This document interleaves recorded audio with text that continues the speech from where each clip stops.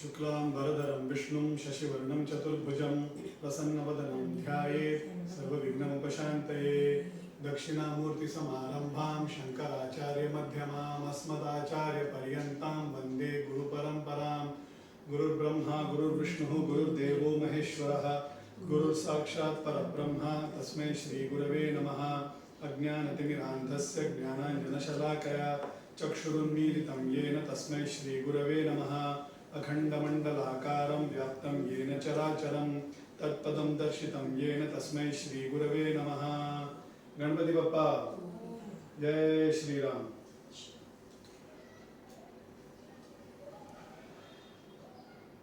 So last time we had covered the beginning of Aranyakand, how Rama Lakshmana protect the rishis against the demons, and they spent 10 years of their almost 10 years of their life in the forest, and then they meet certain sages, different kinds of rishis they meet and get their blessings, and now they have come and stayed at Panchavati, which is very close to Nashik, which is close to Bombay, about 150 kilometers from Bombay. And there they meet Shurpanakha, and with a quick move, how Lakshmana protects Sita and cuts Shurpanakha's nose and ears, and that is where we had stopped the story last week. And now Shurpanakha is all angry, mutilated and angry, and now vowing for revenge, and she has left the scene. That is where we had left the last week's story. Now we'll pick it up from there and go forward. We are still in Aranyakand, so it's still a week or so to complete it. We had also covered of how Valmiki had actually compared Shurpanakha with Rama in almost 5 to 6 slokas.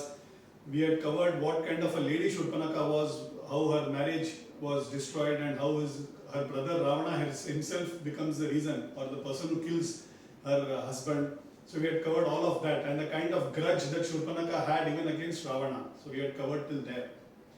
The reason I repeated that is because what we are going to now talk of. So we are now going to go ahead in the story. So Shurpanakha, now having been with her nose and ears cut, wailing in pain, she flies back to Janasthan. Janasthan is the place where Khara and Dushana are ruling. That is her brothers, right? They are twins. They are his brothers who are ruling that place.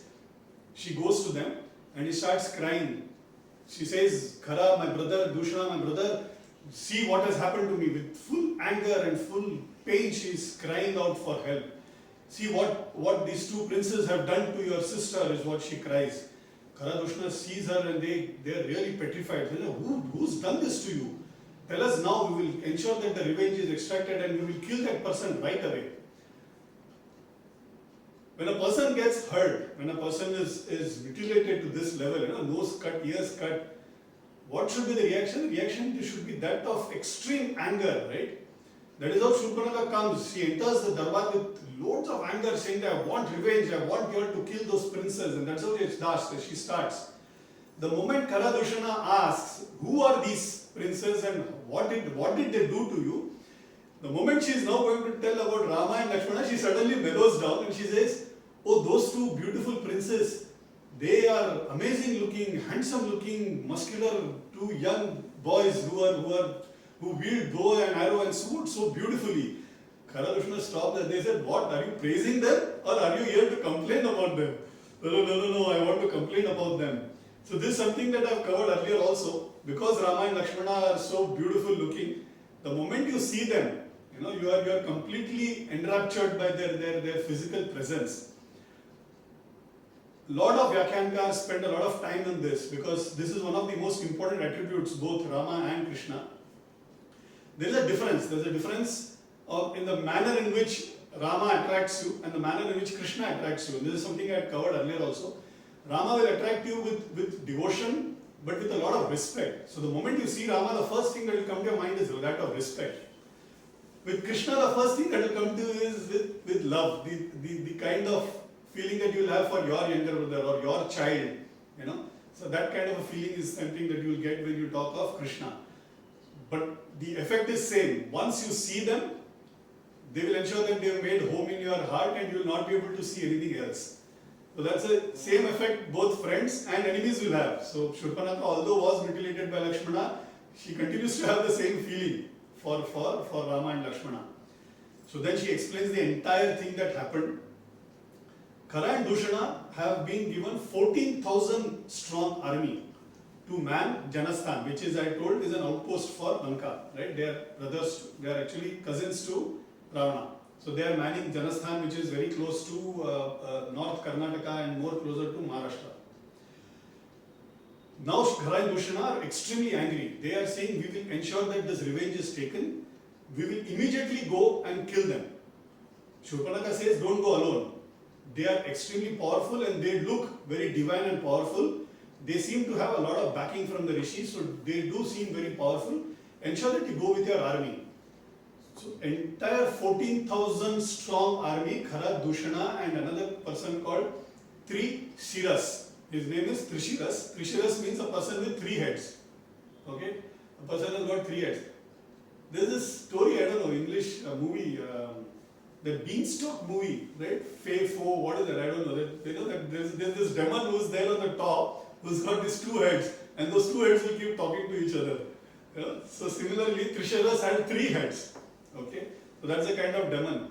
Valmiki at different points of time when he introduces different demons, he has actually given description of how ugly looking they are and how bad they look. Some of them have only 1 eye, some of them have an eye or mouth in the stomach, you know, that ugly looking demons, and he's actually spent a lot of time explaining as to how they look.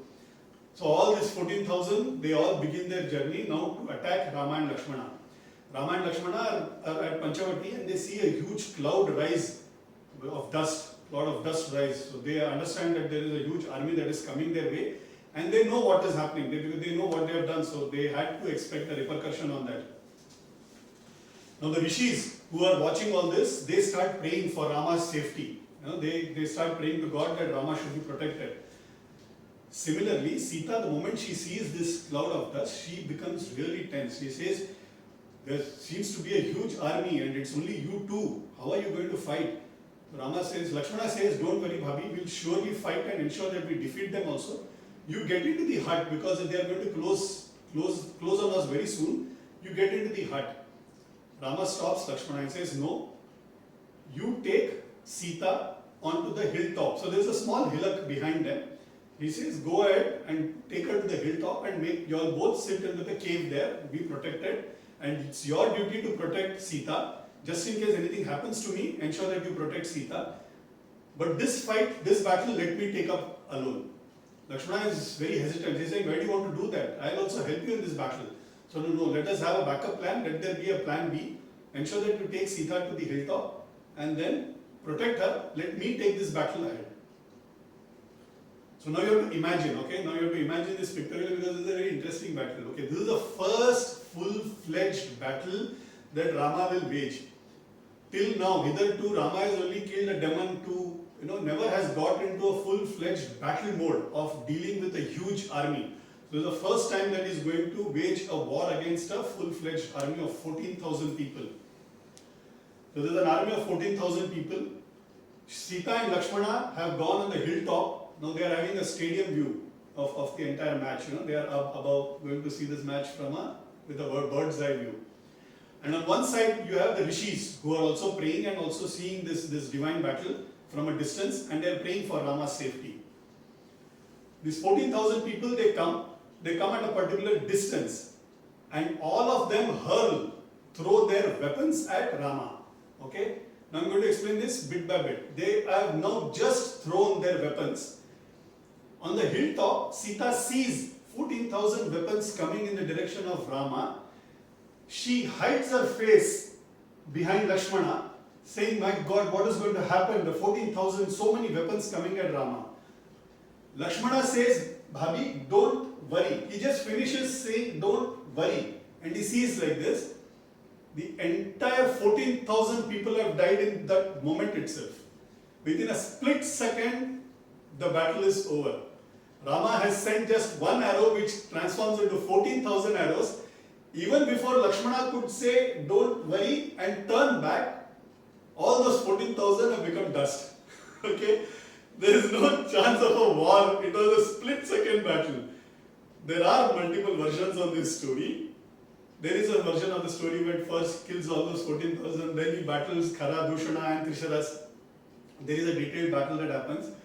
But I love to take this version of the story because it simply tells the strength with which Rama fights, right? The kind of force that he comes with, right? And this is something that I really love. Even as a kid, I loved the fact that split second, 14,000 of all the Asuras died, including Khara Dushana, the powerful Khara Dushana and Trisaras. The moment this has happened, okay, actually technically what has happened is Rama has killed 13,999. Okay, he doesn't kill one person. Now Rama always does this. Rama has a habit. If you remember, even when he had gone to protect Vishwamitra, he had killed Tataka, he had killed Subahu, but he had not killed Maricha. Maricha, he puts an astra so strong that Maricha gets flown thousands of kilometers away and falls into the sea. If you remember, this is what had happened. He had left Maricha alone, he had not killed him. Now why does Rama do this? Even in this 14,000, he didn't kill one person, he killed all 13,999, not that he couldn't kill all of them. So this was a time when there were no TV cameras, okay? There was no social media where news can go viral, right? So you need one person from the opponent team to be alive to tell the story to the persons to whom they represent. Rishis are alive, but when they tell story, they will not believe, right? That Rama has killed 14,000 people, Rakshasas, and one stroke is a news that will put Ravana in real tension. So what kind of a warrior this man is? He could kill his brothers and the 14,000 army in single split of second. So he leaves one person. So Rama will always leave one person to tell the story to the opponent.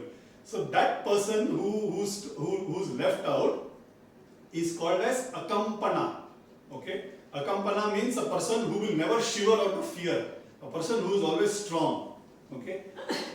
Now this Akampana starts running. He starts fleeing from the battleground and now is going towards Lanka. Let him go there. We will catch him up later. Now what has happened here? These 14,000 weapons have actually come, right? So some of them surely would have also hit Rama, right? So they also have hit Rama and Rama is actually bleeding and is hurt. What Rama does is, after he has killed, he turns back, he sees Sita and he smiles. Okay, and this smile is that of a proud man. Okay, he smiles. Sita also smiles back coyly, with a lot of shy. Now, why is this smile? Okay, I will come to that particular story. What Sita does is, Sita, the moment she sees that he is killed and this is what he has done, she starts running downwards from the mountain. How do we get down the stairs? You know, normally people who are poised or people who are very cool people, they generally get down stairs one by one step, right? The youngster, the boys, the mischievous kids, how will they get down? They will skip a step. They will generally skip a step and then run down.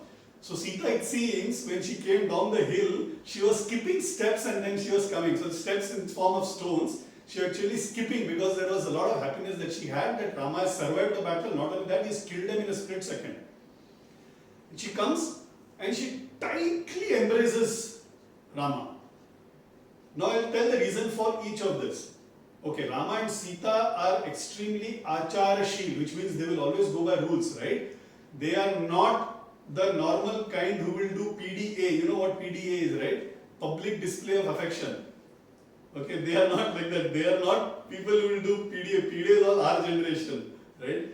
Rishis are watching, gods are watching. Rama and Sita will not embrace each other. That is not what husband and wife are supposed to do. That is not good.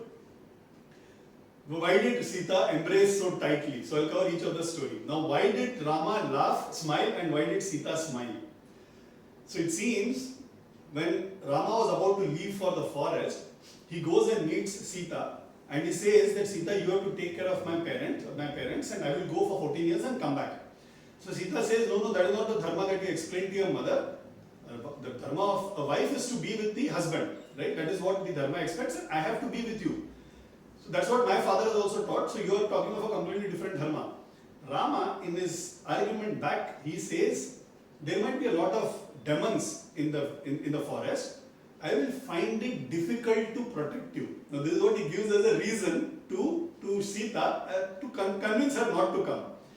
Sita, in counter argument, she says, "Oh, are you a coward? Has my father married me to a coward man?" Is what she tells as a rebut. Okay, now this is a taunt that Sita gave to Rama. Now Rama ensures that Sita comes with them. But this taunt had remained in his mind. Okay, and he wanted to disprove or prove himself to his own wife, saying that he is not a coward man. Now this smile of a proud man was to indicate to her, saying that, see, I can protect you. Right? So this is a smile that Rama smiled at Sita, saying, see, I am not a coward man, I can protect you. Sita understood why Rama is smiling like this, and hence smiles back with a lot of coy, saying that, okay, I know you can protect me. So Rama wanted to impress his wife in the manner in which he did. The other reason is Sita is considered to be Lakshmi's avatar. Whomever Lakshmi smiles on, all his problems will go off, right? So all his physical problems, including the manner in which he's got hurt, will get healed. And the third thing I wanted to tell is when Sita comes and embraces, Sita is a daughter of, has come from Mother Earth, right? So when she embraces Mother Earth, the mud itself has a lot of medicinal values, a lot of healing properties, right? So people actually even today in Ayurveda, they do apply mud to wounds. It's a very old thing. My father, when he got hurt as a young kid, he didn't want to tell his parents, so he actually applied mud to his feet. That scar remained all his life. So this is a very common practice, to apply mud to places where you got hurt is a very common practice. Mother Earth heals. That's the belief. So the reason why Sita came and embraced him tightly is to heal Rama from all the wounds. In Tamil Nadu, there is a temple of Rama and Sita, where Rama's idol has it's not a smooth statue. It has got a lot of holes in that statue, a lot of pockets of holes in that statue. It depicts this particular battle where Rama had got hurt by the weapons and he was bleeding. So there's a temple which depicts this particular scene of Ramayana. So I want to cover this in detail. Now, what has happened is Akampana has reached Lanka. By the time I finish this story, Akampana has already reached Lanka. Akampana, as I told, the meaning of Akampana means a person who doesn't shiver at all, who is always strong. This guy is shivering to the bone. The person is actually shivering to the bones. Okay, he is like trembling with fear as to what he is seeing on the battle scene. He comes and meets Ravana, and Ravana says, why are you shivering like such a feather? What happened to you? So he starts his story. He says, this is what has happened to your sister, and this is what happened to Kharadushana, and he tells the entire story of what happened. And I was left out to come and tell the story to you. Now you have to do something about it. Now Ravana is extremely angry. He gets up from his seat, and that is the moment Shurpanakha also walks in with her broken nose and ears. Shurpanakha, when she comes, she told a different story to Rama and Lakshmana, to Kharadushana, about her being mutilated and what Rama and Lakshmana did. But she is a smart lady. Now when she enters and talks to Ravana, she tells, yes, Rama and Lakshmana did this to me and this is what they have done to this thing.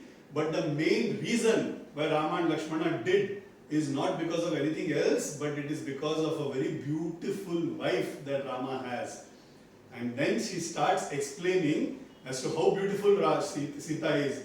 Sita is beautiful eyes, beautiful face, without even as a Vanavasi, she's so resplendent like a sun, long hair, and she's a person worthy to be your wife. That is what she tells. Now, why does Shurpanakha do this?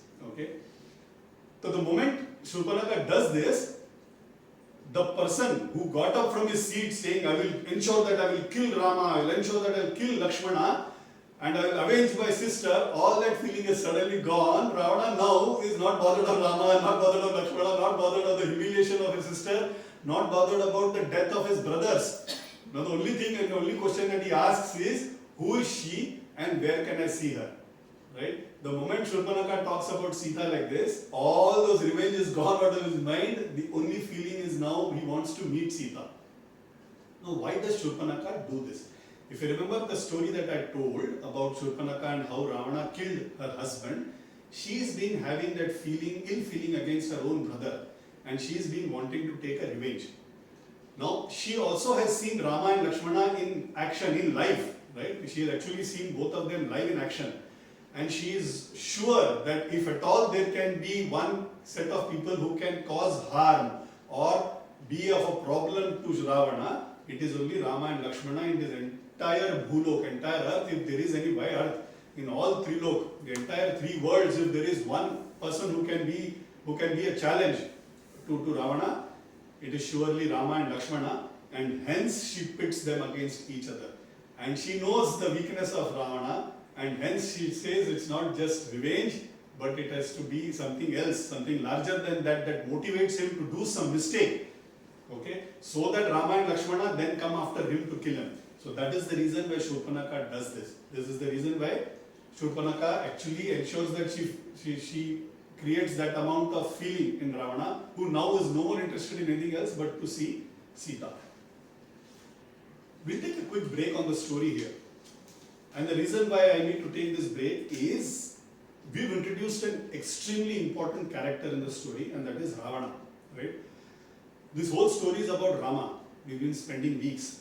Okay, today probably is what? Today is the 10th week that we're spending on Rama. At least half an hour we have to spend on Ravana, because he is the main antagonist of the entire story. We need to know who he is, we need to know his lineage, we need to know why he is so powerful. We need to know why Vishnu had to take an avatar, spend 14 years in penance in Vanavas, and then kill him, right? So we need to know all of this as a reason. So we know the basic purpose. They are the security guards of Vishnu Jai Vijay story, which is something that I covered at the beginning itself. So I will not get into that. From the time he has taken birth, I will try and cover Ravana's lineage as Ravana. Okay? Just a minute.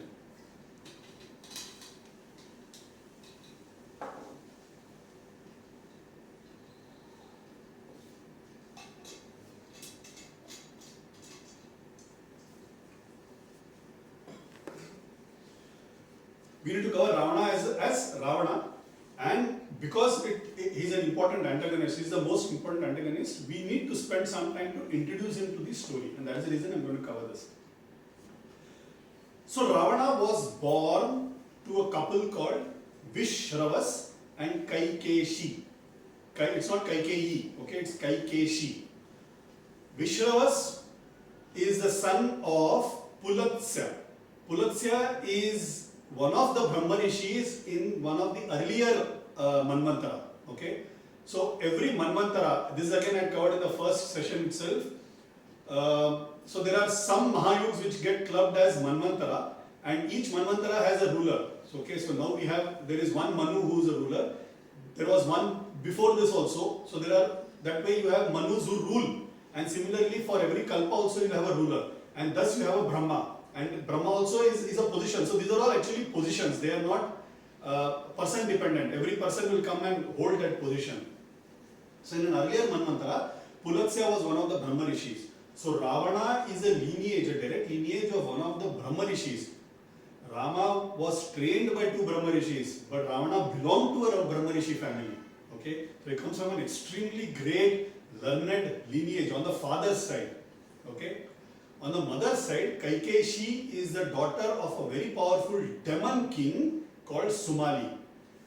Sumali had a lot of children, and he wanted his daughter Kaikeshi to marry to a very powerful and intelligent person, so that their progeny becomes the most intelligent and powerful child.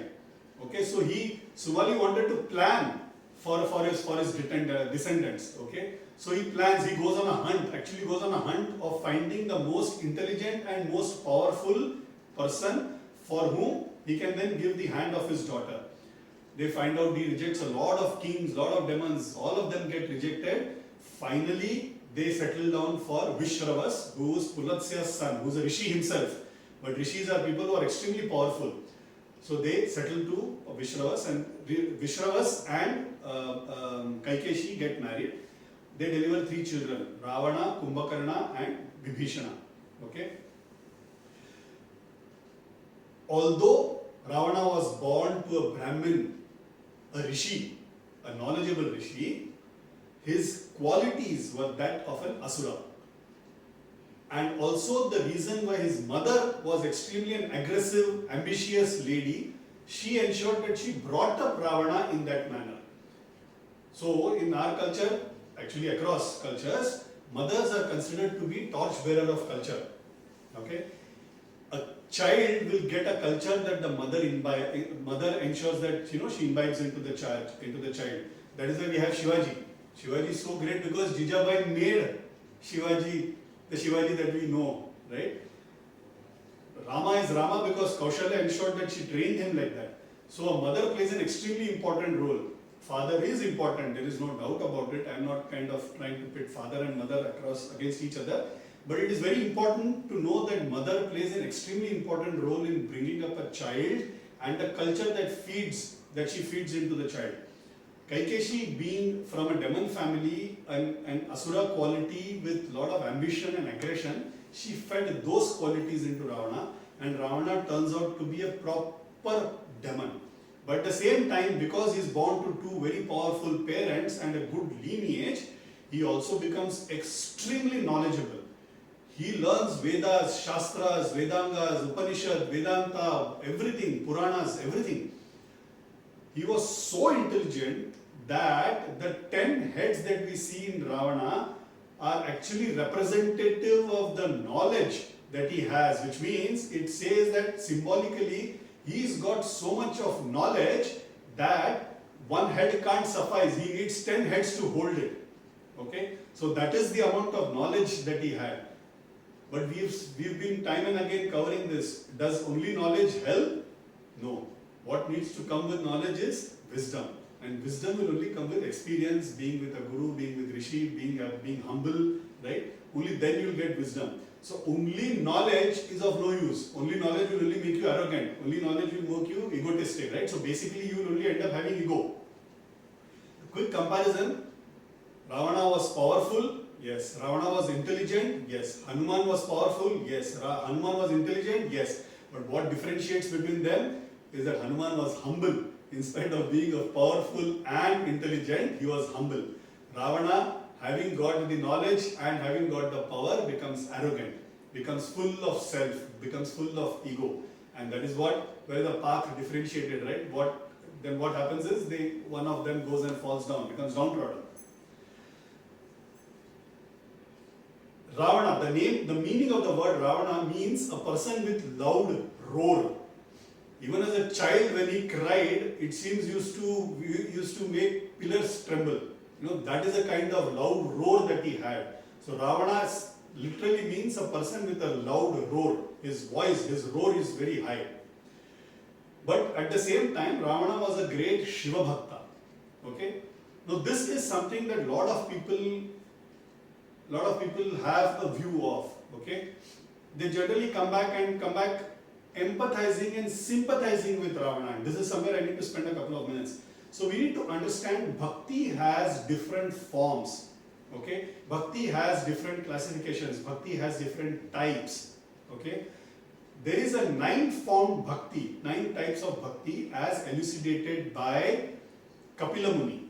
Okay? He says there are 9 different forms of Bhakti, and those 9 different forms of Bhakti are, he says there is Uttama Sattvic, Uttama Rajasic, Uttama Tamasic. Then there is a Madhyama Sattvic, Madhyama Rajasic, Madhyama Tamasic. And then there is a Adhama. Uttama means best, Madhyama means medium, and Adhama means down. It's not considered to be great. Adhama Sattvic, Adhama Rajasic, and Adhama Tamasic. Now to just give where we all fall, we all end up falling in Adhama Tamasic. Okay, our kind of bhakti is all Adhama Tamasic. Maximum will reach Adhama Rajasic. When you are in Adhama Tamasic or Adhama Rajasic, your bhakti is for a purpose. I want more money. I want a good wife. I want education. I want a bigger car. So you go and do namaskar to God, saying I want this, I want that. When you do with a purpose, you remain in Adhama stage. Okay? You might end up saying, give me good this thing so that I am able to serve my parents well and follow my dharma. You are still in adhama. It might be adhama sattvic, but you are doing it with a purpose, with an intent. A bhakti when done without any intent will only reach the uttama stage. Okay? So we all did a bhakti which we continue to do a bhakti which is adhama tamasic, which is the lowest, or at the most adhama rajasic. Now the bhakti that Ravana did was also adhama tamasic. Okay, so don't consider ourselves as Ravana, but it is the same quality. He did bhakti for money. He did bhakti for power. He did bhakti for revenge. Right? So he also did the same bhakti, but he did at a very high level. He was a great Shiva Bhakta. He did at levels which was probably 10,000 times of what we've been doing. But it was with a purpose, it was with an intent. So although Ravana was a great Bhakta, you will always find people saying he's a great Bhakta, oh he did this for Shiva, he did Shiva Tandava Stotra. Yes, he did everything, but he all did for his own self. He didn't do it for the sake of doing bhakti. And that is what differentiates a saint and Ravana. I wanted to clarify on that. So, as he is doing bhakti, he wanted Shiva and Parvati to shift their base from Kailasha to Lanka. You know, that was his urge. So he goes to Kailasha and he says, and asks Shiva and Parvati to shift their base to Sri Lanka, and he says, I will look after you, you come and stay with me. Shiva says, no, all that is not going to happen, I am going to stay here. So in that Josh, in that moment in the spur moment, what he does is tries to lift the whole Kailasha mountain. The whole mountain starts shaking, and Parvati is petrified. She says, what is the devotee doing? Is he gone mad? Why is he trying to lift Kailasa? So Shiva says, relax, what I'll do is, he just presses his thumb toe on Kailasha with a little press. Ravana gets stuck under that entire mountain. Okay? And it seems he was that way arrested for almost hundreds of years.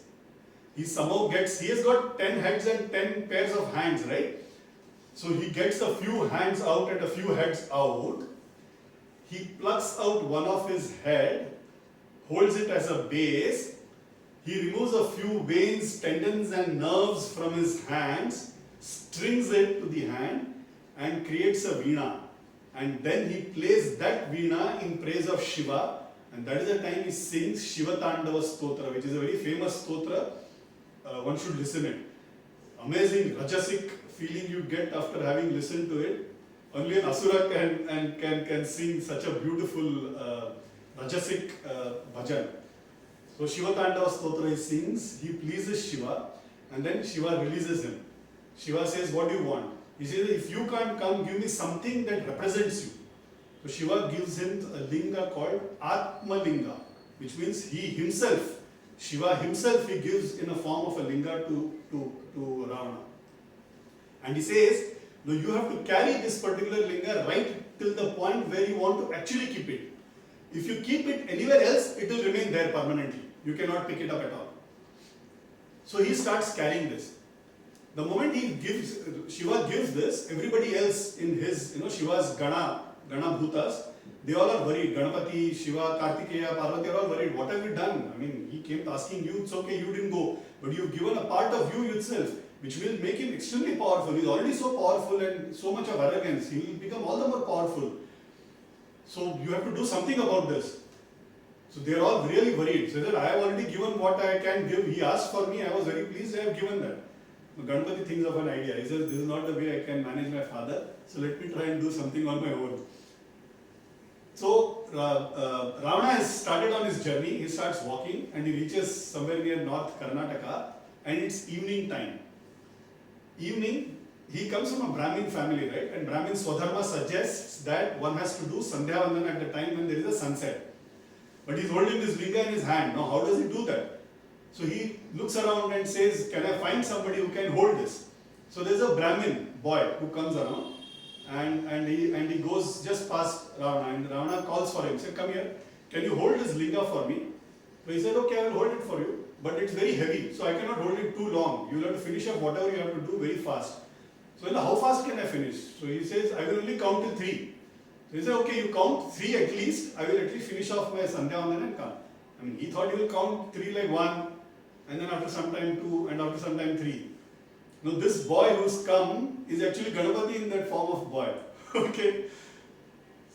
So the moment Ravana turns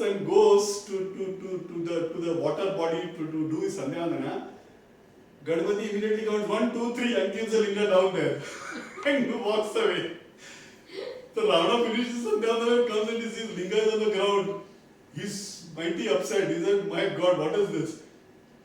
And at that moment, he sees Ganpati in a form of a cow enter the ground. And he's entering with his face up. He goes and catches that, okay, him by the ear. But he's not able to pull him out. But he's able to only hold on to that ear over there. That place becomes Gokarna. Okay. This linga is still there in a city called Gokarna. He leaves that cow, he comes to this particular linga and tries to pick this linga, but he's not. He's putting all his might and he's able to, trying to pick up the linga, but he's not able to do. The name of the linga becomes Mahabaleshwar. This is not a Mahabaleshwar that we visit, okay, which is close to Bombay, the weekend getaway. No, it's not that. This is in Gokarna, which is North Karnataka. Because Ravana used all his might and still couldn't budge a single inch, this linga, this Shiva got a name called as Mahabaleshwar. And because he tried to pick it up, that linga is a little elongated at the top. Okay? So it is a linga again one should visit. Gokarna is a temple one should visit because this is the cheating that Ganpati did with Ravana and ensured that it remained in India. Otherwise this linga would have gone to Sri Lanka. So that is how Ganpati ensured that the linga remained and Ravana was cheated. So this is the amount of bhakti that Ravana did with Shiva. Ravana had a lot of brothers. Okay. Now Ravana's first brother was a step brother. So Vishravas was already married and he had a son called Kubera. Kubera is basically a treasurer. Kubera, we generally mistake him to be a person in charge of wealth. No. He is being given the responsibility of looking after the wealth. Okay? So he is one of the devas. Like Agni is in charge of fire, Varuna is in charge of water, Vayu is in charge of the air, Kubera is in charge of the money. The money belongs to Lakshmi. Okay? Money, the person who gives money is Lakshmi. He is a treasurer. So like in a society or in a company, you have finance managers or whatever who take care of. It's not their money, right? It's company's money. Their accountants look after with so much zest and zeal as if it's their own money. So Kubera does the same thing. He looks after the money as if it is his own money, but actually it is not his money. So Kubera happens to be the stepbrother for Ravana. It is Kubera who has created Lanka. Okay? And the reason why it is called as Sone ki Lanka, which means golden Lanka, is because Kubera has used money and gold and built the entire city with pure gold. It is not Ravana who built it. It is Kubera who built it. Ravana usurps it from him. Okay, he defeats him and he takes it. Kubera also had a Pushpaka Viman. This is the earliest reference to a plane in our mythology, which actually Kubera owned, but Kubera gets kicked out and Ravana becomes the owner of that Pushpaka Viman also, which will get reference in the later part of the Ramayana. So Sone ki Lanka that Ravana got was actually something that he took away from his stepbrother. Of course, Ravana was a great administrator. He ensured that Lanka grew under his rule. That is a different thing. But the fact remains that he didn't create it. He took it from somebody else. The other brothers that he had was Kumbhakarna and Vibhishana. Kharadushana, who got killed in that split second battle, were also his cousins. There is one more brother called Ahiravan. His story will come a little later when we have a battle. When the Yuddhakand, we will cover his story. This Ahiravan also is his brother. I don't know whether he is his cousin brother or step brother. There is a little lack of clarity there. Ravana had of course multiple wives, but the most important wife was Mandodari. Mandodari was a wise lady. Okay, was a very good wife, was a very good lady, and Mandodari is counted as one of the Pativratas. Okay, so Mandodari is a very important character. Now Mandodari was born to whom? Mandodari also belongs to a Asura family. Mandodari's wife is Mayasura. Okay, just like Vishwakarma is the architect for all the devas, he is a person in charge of all the construction activities. Mayasura was in charge of the construction activities for all the Asuras. So if you remember, Mahabharata, there is a parva called Indraprastha Parva, okay, where Pandavas are given a small town and they are asked to go and settle there. It's the initial part of the story. This Indraprastha was actually called as Khandavaprastha. It was a dilapidated place, barren land, okay. With the help of Mayasura, they built a Maya Nagari, a magical town called Indraprastha. It was so beautiful and so magical that you will feel as if you are walking on water, but actually it is hard surface, and you will feel you are walking on hard surface. Actually, it is water. A magical place that Mayasura builds for Pandavas. And there is an important part that happens in that story. Of course, that's under Mahabharata.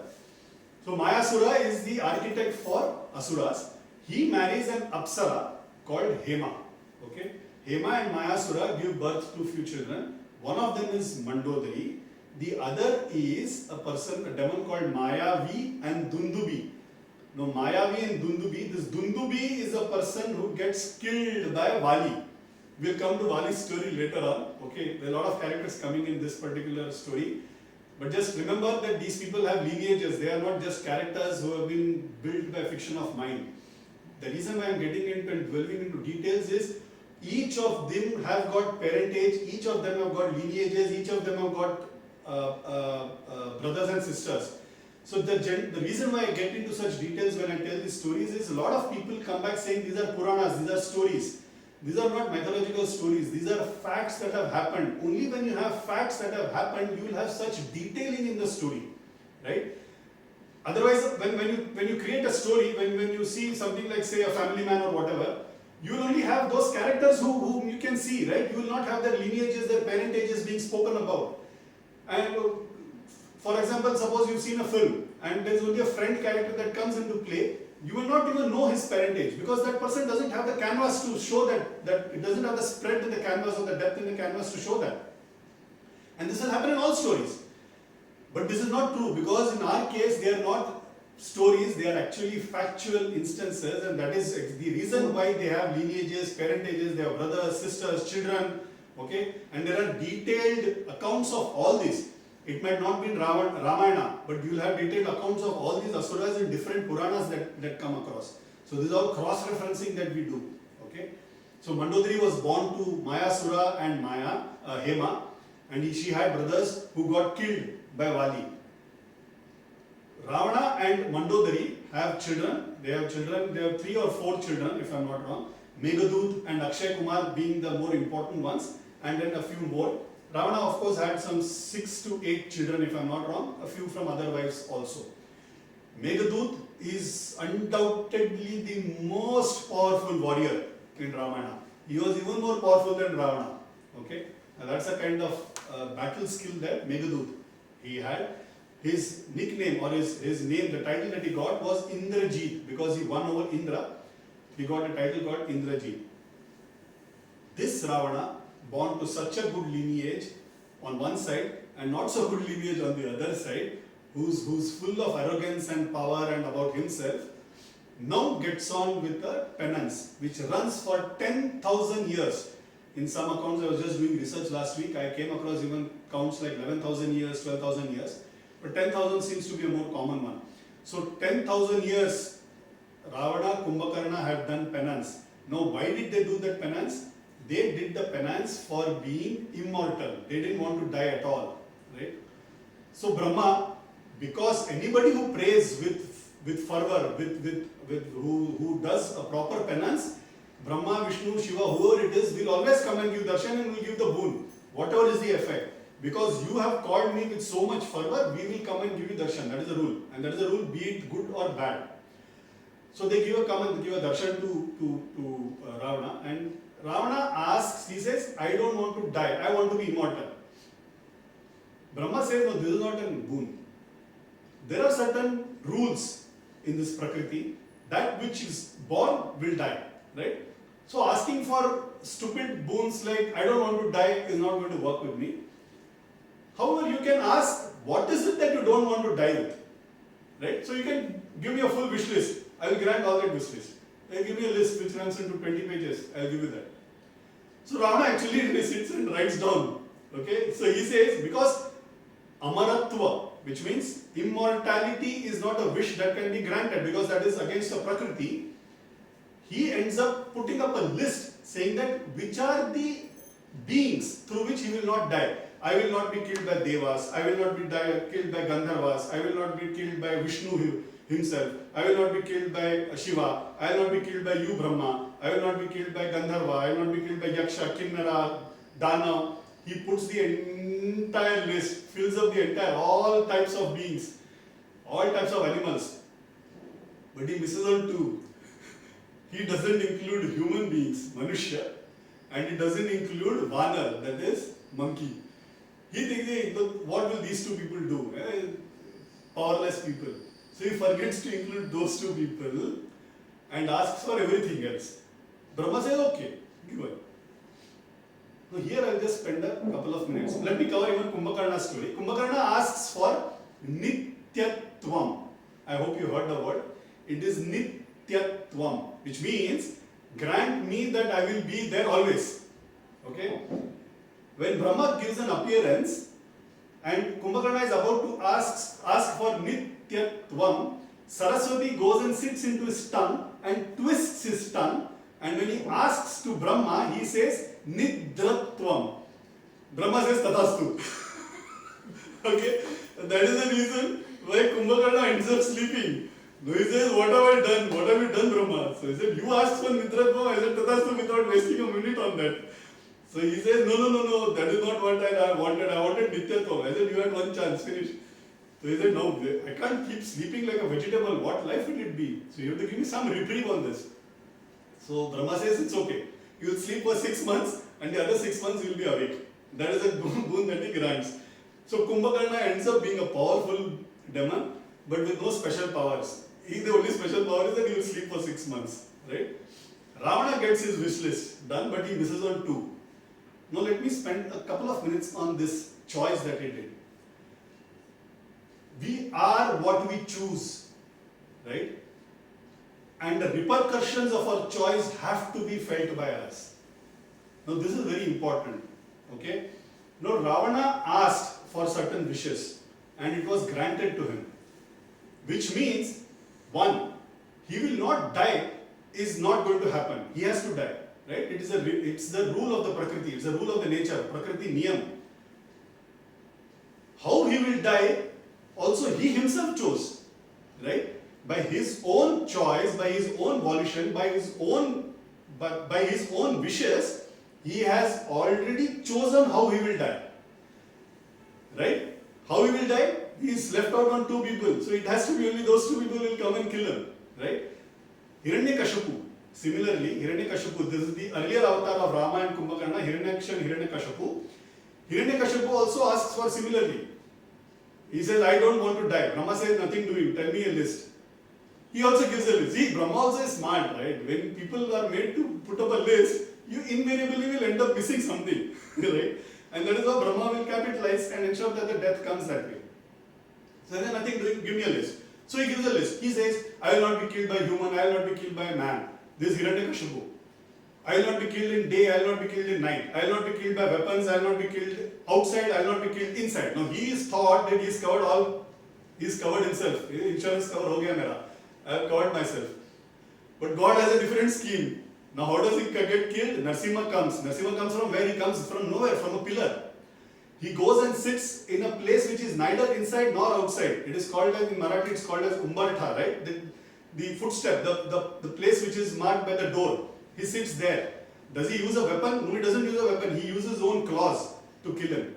Is he a man? Is he an animal? No, he's both. Right? It's a superhuman being which comes into being just to kill Hiranyakashipu. Now what happened? Hiranyakashipu had already chosen his death. Even as he chose what he wanted, by the manner in which he wanted to live, the corollary to that, the effect of that is that he has already chosen how he is going to die. He doesn't know that, but the fact remains that he is already chosen. So we are what we choose. That is the reason when we ask to God for prayers, we generally ask God, we ask, please give me good marks, I want to be very educated, or please give me a good office job, I want to be successful, or make me very wealthy, I want to be very rich. We forget to complete the wish. God will make you wealthy. but will also give you jealous relatives and friends. God will make you very high in position, but will ensure that He gives you colleagues who are very bad to you. You know? See, when you ask for something, we by choice, ourselves, our own choice, God has done nothing. By our own choice, will ensure that we have the opposite also. That is the reason when you. So there's a very beautiful story. There's something that I got in WhatsApp. Okay. So there's something. A person starts praying to God and he says, "I want to be amongst money. Continuously, I want to have money around me, and I want to be resting all the time in cool air, always peacefully sleeping and resting. And I also always have money." So God has made him a security guard in ATM, surrounded by money, AC, sleeping. Okay. God has a very different sense of mischief. Okay, very difficult sense of humor that he has. He made him a security guard in an ATM. He has money. Yes, he's surrounded by money. Is it his? It is not his. He didn't ask. It has to be his money, right? So you have to be very careful when you ask, because we can ever be that careful. Ravana and Kumbhakarna, Hiranyakashipu, Hiranyaksha were so careful, but they still missed. What are we in front of them, right? Because we can never ever be that careful, the best thing to ask to God is peace of mind, and you decide what is best for me and grant me that, period. You leave that to God to decide. God decides the best for you anyways. He is not going to trouble you unnecessarily. He will anyway decide the best for you. The moment you put up a wish list, He will ensure that there is a loophole in that, and then you will have, just as He gave you happiness of having money, He will give you a problem which is countering that, right? So ensure that you always, when you pray, you ask for whatever the best that you can give, you give it to me. Let there be good that happen to me. It's a great prayer, Let there be no bad that happens to me. Let there be good that happens to me. That's a simple, good prayer. God will ensure that all good will happen to you anyways. This is an important logic that I wanted to spend some time. The reason why I wanted to spend some time is, there is a Vali Vadh that is going to come later on, right? And remember this as a logic. We are what we choose, okay? And the moment we choose something, how we will die is also chosen by us. It is not God who is choosing it. It is we ourselves, by own volition, by own choice, we have decided how we are going to die. We will cover the Vali's story. We will come to Vali's story and spend half an hour on Vali himself, Vali as a character, because an important character needs introduction. We will do that, and upon Vali Vadh is something that we will cover, where I will try and give a logic as to why Rama killed Vali, and the manner in which he was killed is appropriate. So we will come to that at that particular point of time. But remember this logic. This is a critical logic, and I wanted to build on this. Ravana and Vali. Okay, I have only a couple of minutes, but let me just finish off Ravana's story, because Ravana, another couple of stories, and we'll finish it off. Ravana and Vali also got into a battle. So what Narada does once is, he comes to Ravana and says, you consider yourself as powerful, oh, you are nothing in front of Vali, he is in Kishkinda, he is a powerful Vanar king. So Ravana becomes very jealous. He says, let me try and find out who it is. So he goes and tries to meet Vali. Vali and Ravana Sugriva have a battle, Sugriva gets defeated. Ravana and Vali have a battle, Ravana gets defeated in no time. Vali ties him into his tail and starts flying. Ravana, a huge, powerful demon, he ties him into his tail and starts flying. Vali is that powerful, extremely powerful Vanar. So then Ravana subdues and he says, no, it's okay, let us be friends. Vali also, in order to buy peace, he didn't want, he has defeated Ravana, but Ravana is equally powerful. Okay? So when you have powerful people, like when you have Vishwanathan Anand and Kasparov playing, sometimes Kasparov wins, sometimes Vishwanathan Anand wins. Okay? But they are equally good. Ravana was equally powerful. Probably in that particular battle, Vali was more powerful, but he knew that Ravana is also powerful, and he is not somebody who one needs to antagonize unnecessarily. So Ravana is offering a hand of friendship. He said, okay, we'll be friends. You do whatever you want, I will turn a blind eye to it, is what Vali says. This is again an important part of the story, which we'll use it as a logic in the next session. So Vali and Ravana have become friends. It is a very unnatural alliance. Vali has decided, I will ignore you. Ravana has decided, I will ignore you. We will not cross each other's path and we will remain friends. So this is a kind of pact that has happened between Vali and Ravana. You have to understand that Vali as a person is running a kingdom. He is a king of Vanar, but he is a sub-kingdom under the Koshala Raj, which is under the Rama's Rajya. Okay, you have to understand this also as a background. So this is happened between Vali and Ravana. Ravana got defeated. I have already covered the story of Kartyaveera Arjuna when we covered the story of Parshurama, right? How Kartyaveera Arjuna subdued Ravana. Something that I don't want to repeat. Couple of more aspects on Ravana's story. One is Ravana can never ever force himself on any lady. Because he attempted it once and that lady turns back and curses him. She says, if you ever try and again force yourself on any lady or force her to marry you, your heads will explode. Now that is a curse that Ravana has. One of the reasons why, although abducts Sita, he keeps waiting for her to consent because he cannot forcefully marry her because his head will get exploded. Okay, this is one important part of Ravana's story which I wanted to cover. Ravana was so powerful that somebody told him that your horoscope might have some months where there will be a bad effect. So he said, I will not bother. He goes and arrests all the 9 planets, the Navagraha which are represented on a horoscope. He arrests them and he makes them sit as footsteps in his darbar. So he actually, every time he climbs into the throne and climbs down the throne, he's actually walking on these Navagrahas. Okay, so the Navagrahas are actually arrested by Ravana. Ravana didn't realize that these Navagraha are only representative of our own karma in an astrological manner. The effects will anyway play. Only because they are not disclosing that and they are arrested by you doesn't mean that effects of karma are not going to play. Right? So Ravana didn't understand that importance. So he arrested even the 9 Navagrahas and kept them under house arrest.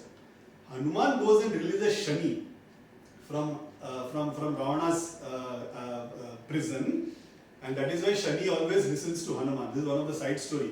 So if Shani troubles you, one is expected to pray for Hanuman. Why? Because Shani gives a boon saying that whoever prays to you, I will not affect that person at all.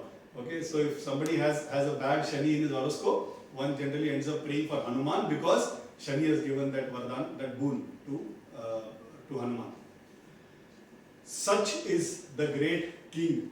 One great, powerful, yes, knowledgeable, yes, but a wicked, a person who is arrogant, a person who's steeped into bad deeds and who has to be taught a lesson.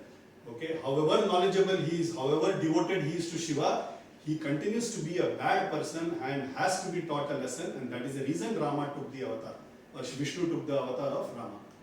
We will end the story today here with the introduction of Ravana being the most important character after Rama in the story, and we'll begin with the next part where now Ravana is now wanting to see Sita, and what he does later on is something that we'll see in the weeks coming.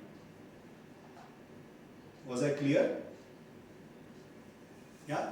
Good. Any question that you all want to ask, or we can straight away start Hanuman Chalisa? We can start? Yeah, Arjun.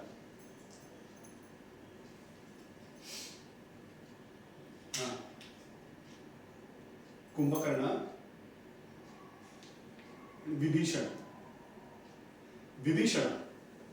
Ahiravan, I think, is if I'm not wrong, is a cousin or maybe a stepbrother.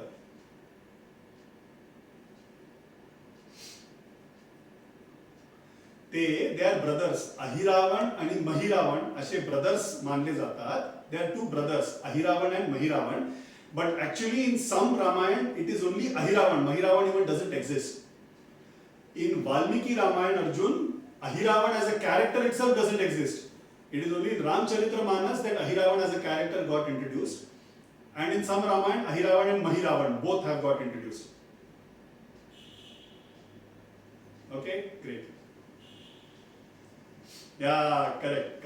So there are 2 people, Ahiravan and Mahiravan. No problem. Thanks, Arjun, for asking the question. Yes, Srinivas. She was a stepsister. Shurpanakha was not his own sister. She was a stepsister. So his own brothers were Kumbhakarna and Vibhishana. Out of the known, see there might be, if you dig deeper into Puranas, you might find some people, like for example, Rama, Lakshmana, Sita also had a sister. Okay. Okay, so these are things which come when you dwell much deeper into the Puranas. But out of the known characters, Ravana, Kumbhakarna, Vibhishana are the known brothers. Shurpanakha was a sister, but she was a step sister.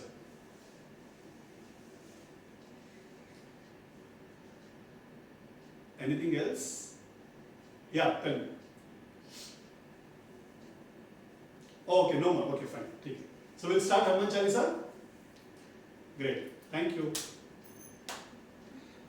Shri गुरु चरण सरोज रज निज मन मुकुर सुधारी वरणौ रघुवर विमल यशु जोदायक फलचारी बुद्धिहीन तनु जानिके सुमिरो पवन कुमार बल बुद्धि विद्या देहु मोहे हरहु क्लेश विकार जय हनुमान ज्ञान गुण सागर जय कपीश तिहु लोक उजागर रामदूत अतुलित बल धामा अंजनी पुत्र पवन सुत नामा महावीर विक्रम बजरंगी कुमति निवार सुमति के संगी वरण विराज सुबेसा कानन कुंडल कुंचित केसा हाथ वज्र और ध्वजा विराजे कांधे मूंज जनेऊ साजे शंकर सुवन केसरी नंदन तेज प्रताप महाजगबंदन वान गुणी अति चातुर राम काज करि को आतुर चरित्र सुनिबे को रसिया राम लखन सीता मन बसिया सूक्ष्म रूप धरि सियहि दिखावा विकट रूप धरि लंक जरावा भीम रूप धरि असुर संहारे रामचंद्र के काज सवारे लाए सजीवन लखन जियाए श्री रघुवीर हर्षि उर लाए रघुपति कीन्ही बहुत बड़ाई तुम मम प्रिय भरत ही सम भाई सहस बदन तुम रोयस गावे अस कहि श्रीपति कंठ लगावे सनकादिक ब्रह्मादि मुनीसा नारद सारद सहित अहिसा जम कुबेर दिक्पाल जहाँ ते कवि कोविद कहि सके कहाँ ते तुम उपकार ग्रीव ही कीन्हा राम मिलाए राजपद दीना तुमरो मंत्र विभीषण माना लंकेश्वर भय सब जग जाना जुग सहस्र योजन पर भानु लील्यो ताहि मधुर फल जानु प्रभु मुद्रिका मेलि मुख माही जल दिलांग गए अचरज नाहि दुर्गम काज जगत के जेते सुगम अनुग्रह तुम्हारे तेते राम दुआरे तुम रखवारे होत न आज्ञा बिनु पैसारे सब तुलसी तुम्हारी सरना तुम रक्षक काहू को डरना आपन तेज समारो आपे तीनों लोक हांकते कापे भूत पिशाच निकट नहीं आवे महावीर जब नाम सुनावे नासे रोग हरै सब पीड़ा जपत निरंतर हनुमत बीरा संकट ते हनुमान छुड़ावे मन क्रम वचन ध्यान जो लावे सब पर राम तपस्वी राजा तिनके काज सकल तुम साजा और मनोरथ जो कोई लावे सो ही अमित जीवन पद पावे चारों जुग पर ताप तुम्हारा है पर सिद्ध जगत उजियारा साधु संत के तुम रखवारे असुर निकंदन राम दुलारे अष्ट सिद्धि नव निधि के दाता असवर दीन जानकी माता राम रसायन तुम्हारे पासा सदा रहो रघुपति के दासा तुम्हारे भजन राम को पावे जन्म जन्म के दुख बिसरावे अंत काल रघुवरपुर जाई जहाँ जन्म हरि भक्त कहाई और देवता चित्तन धरहि हनुमत से सर्व सुख करई संकट कटई मिटई सब पीड़ा जो सुमिरै हनुमत बल बीरा जय जय जय हनुमान गोसाई कृपा करहु गुरुदेव की नाई ये शत बार पाठ कर कोई छूट ही बंदी महासुख होई जो यह पढ़े हनुमान चालीसा होए सिद्धि साखी गौरीसा तुलसीदास सदा हरि चेरा कीजय नाथ हृदय महडेरा पवन तनय संकट हरण मंगल मूर्ति रूप राम लखन सीता सहित हृदय बसहु सुर भूप सियावर रामचंद्र की जय के बोलो हनुमान की जय।